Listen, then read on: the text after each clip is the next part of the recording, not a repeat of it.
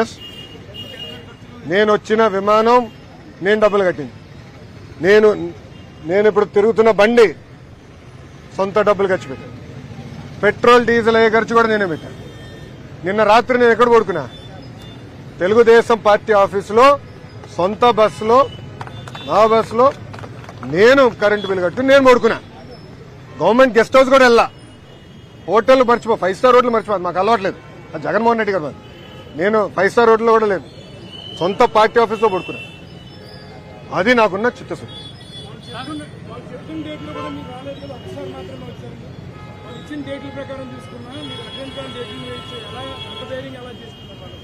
అది మీరు వాళ్ళని అడగాలి. వచ్చుంటే మా సాక్షి మిత్రుడు రాలా ఈరోజు.